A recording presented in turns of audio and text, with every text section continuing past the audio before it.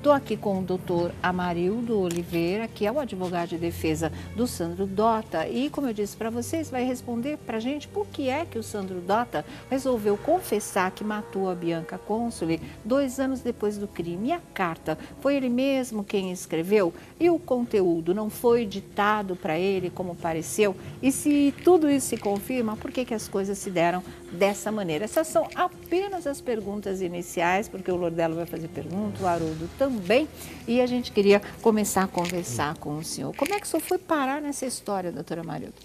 Bom, primeiramente, boa tarde, doutor Lordelo, Sônia. Boa tarde. Doutor Haroldo. E meu nome é Arildo de Paula. É Arildo, a gente está onde foi parar o Amarildo, pedreiro do Rio de Janeiro, e a gente confundiu, desculpa, é Arildo mesmo. Então, veja bem, eu sou advogado também do Evandro Bezerra Silva, que é envolvido no caso, lá do caso conhecido como Mércia Nakashima. Isso. O Evandro pediu para que eu fosse lá conversar com ele. O Sandro Dota passou o recado para ele e eu fui lá conversar com o Sandro Dota. Lá em Mas de criminoso para criminoso a história? Embora o Evandro tenha sido condenado a 18 anos e 8 meses, ele acabou por indicar a equipe a outros internos lá de Tremembé. E eu fui lá e conversei com ele. E o Sandro Dota, então, me confessou o crime e negou o estupro. Eu disse o seguinte: bom, então façamos o seguinte, tudo que você acabou de me dizer, você vai redigir, você vai escrever. Passei, então, papel e uma caneta, lógico, a autorização do funcionário, e ele escreveu. Mas o senhor ditou? Não, ele escreveu. Eu só falei o seguinte: o que você me passou, você transcreva, você escreva. Há um equívoco, Sônia, quando se diz assim, isso daí foi uma orientação do advogado. Primeiro, o advogado que orienta, ele está agindo de uma forma errônea, e vou explicar o porquê. A partir do momento que ele sugere a tese, que ele instrui a tese, o advogado está assumindo a responsabilidade pelo seu resultado. E isso não é bom. Certo. Vamos imaginar hipoteticamente que o réu chegue e diga o seguinte: eu matei. O advogado diga o seguinte: então negue. Tem até um ditado, né, que diz o seguinte: acusado, sim, réu confesso, jamais. Esse ditado está equivocado. Entendi. Então, também acho. Quando o advogado orienta, ele está assumindo essa responsabilidade, o que não se deve fazer. Outro ponto que também não encontra guarida, dizer que essa carta foi orientada por defensor, a minha equipe não teve acesso aos autos.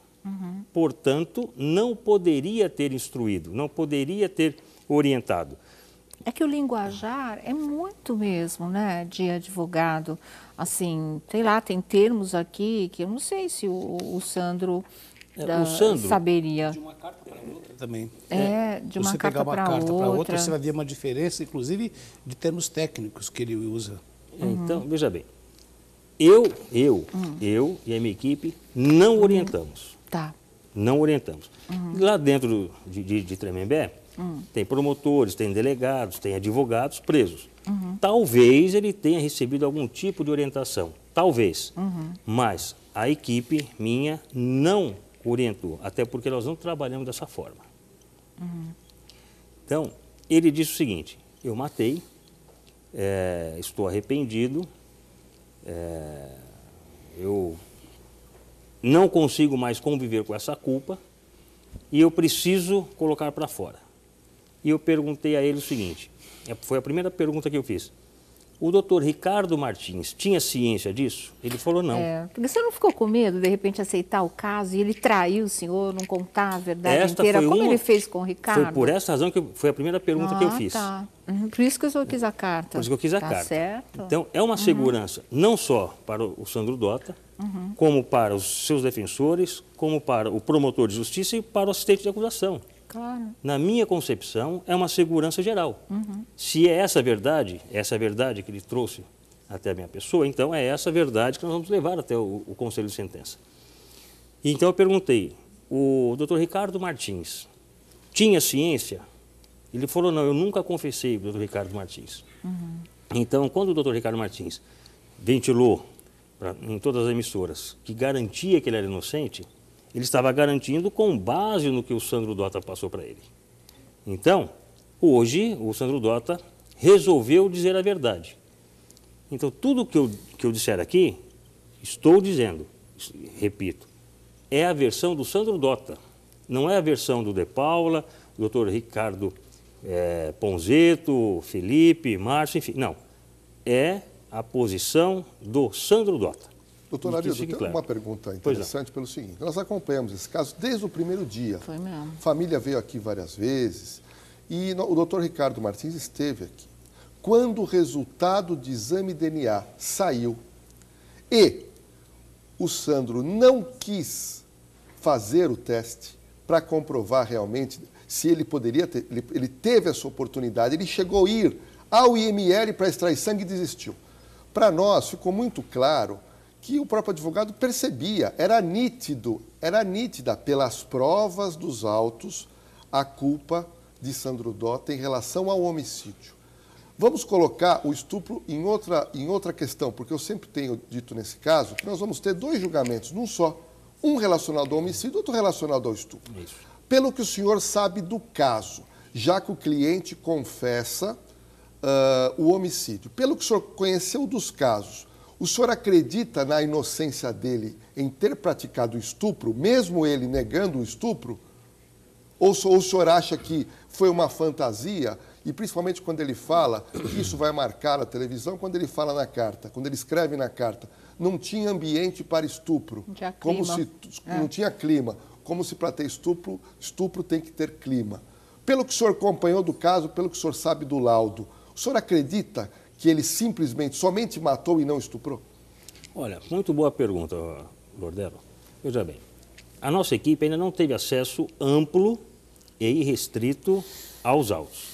Ainda não tivemos. Vai dar tempo, o julgamento é dia 16, né, de setembro agora. Por hora tem 8 volumes. Tá. Então, dá tempo tranquilamente. Só que uma coisa é você ler o processo, outra coisa é você interpretar o processo. Então, Lordelo, eu digo o seguinte a você. Pelo que ele me passou e pelo pouco que eu já li, eu acredito sim na inocência. Eu acredito que ele é inocente quanto ao estupro. O homicídio não, já houve a confissão, ele me confessou, então pedi para que ele escrevesse a carta para que se resolvesse isso de uma vez por todas. Agora, quanto ao estupro, pelo que eu li no laudo, a médica legista, ela diz que não pode afirmar que ela foi violentada. Não pode afirmar. Eu não gostaria de entrar muito em detalhes quanto ao crime sexual, até para não expor outras pessoas, né? Mas é preciso dizer o seguinte, teve o namorado dela, que no depoimento em juízo, disse que manteve relação sexual com a Bianca. Em qual data, doutor, você sabe? No final de semana que antecedeu o crime. O crime ocorreu numa terça-feira, no sábado ou domingo. E isso daí não menospreza a Bianca, tá? Eu quero deixar claro, aliás, a equipe de Paulo Advogados tem muito respeito pela vítima e pela família da vítima, que isso fique claro. Muitas pessoas podem entender de que o advogado está defendendo os direitos de uma pessoa e não defendendo o bandido, como dizem. A banca de defesa tem muito respeito pela família da vítima e pela própria vítima. Em nenhum momento queremos denegrir essa imagem, que isso fique muito bem claro. Mas isso consta nos autos. Então, se há uma fissura aqui ou ali, precisa ver, eu vou, no momento oportuno, questionar essa médica legista, se ela pode precisar, quanto tempo, aquela lesão, se foi praticada no mesmo momento que as demais, foi isso que eu ouvi. Não, isso ela confirmou.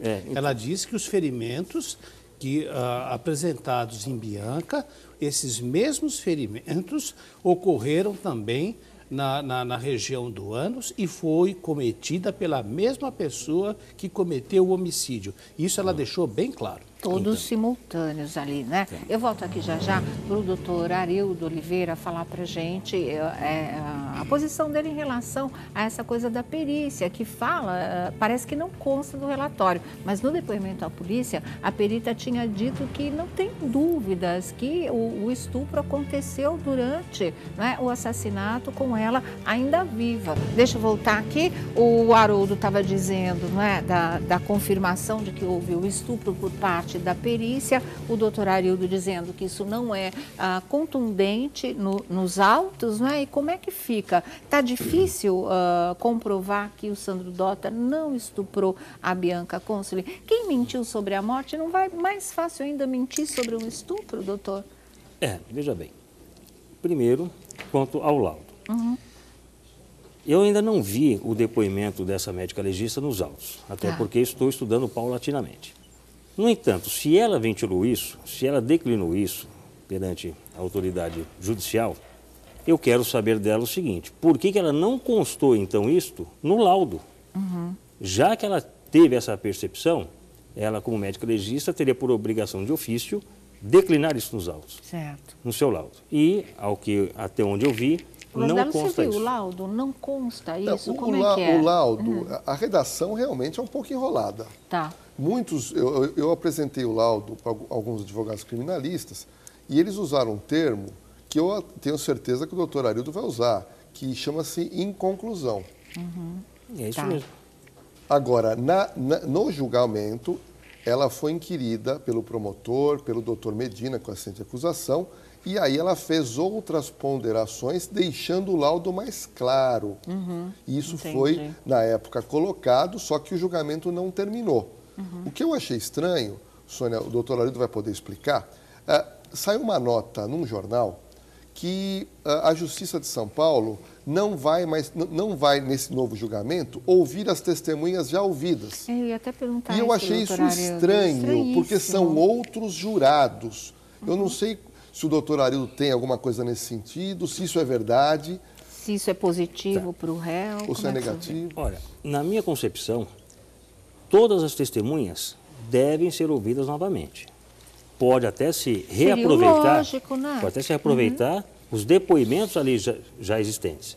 Mas o destinatário das provas não sou eu, não é o promotor, não é o assistente de acusação, nem o juiz presidente, e sim os jurados. Claro. Então, valendo somente dos depoimentos que ali estão, pode surgir dúvidas nos jurados, e eles não terão a quem perguntar. Então, aí pode haver uma nulidade, na minha concepção. Então, entendo eu que é preciso que essas testemunhas sejam novamente ouvidas na presença do juiz da causa, que é o conselho de sentença. Nós não podemos fazer um julgamento com base em depoimentos já prestados, por uma razão muito contundente. A tese era negativa geral. Hoje já não é mais essa tese. Hoje é a confissão espontânea quanto ao homicídio e a negativa quanto ao estupro. Então, os jurados, já que essa tese mudou, podem fazer perguntas para essas testemunhas diferentes novas. E podem, então, dar outro caminho. Então, na minha concepção, é de rigor a oitiva dessas testemunhas novamente perante o novo conselho de sentença. Pelo que eu entendi, a perita quis dizer o seguinte, que não tinha certeza do que, qual foi, se foi um objeto ou não. Contundente. Mas que, exatamente como a Sônia colocou. Mas que, desculpe a família, é uma situação super delicada, até para estarmos falando na televisão, mas ela foi, sim, tocada no ânus. E foi muito machucada. E muito machucada ela foi. Né? Então, e a perita também deixa claro, sim, não ficou dúvida nenhuma. O que ficou dúvida é se ele usou algum objeto ou não. Agora, também não resta dúvida de que a pessoa que provocou os machucados em Bianca Consoli, como os tufos de cabelo, eu vi algumas fotos, impressionante. Impressionante. A pessoa que cometeu esses mesmos machucados, segundo a perita, também foi a mesma pessoa que cometeu esse machucado, esses ferimentos e ferimentos contundentes na região do ânus. Então, como é que fica essa situação se ele é réu confesso agora E com esse atestado de que a perita deixou claro, a dúvida era em relação ao objeto. Para mim fica claro o estupro também em relação a ele. Em um minutinho, o doutor Arildo vai responder a essa colocação do psicólogo Haroldo Lopes.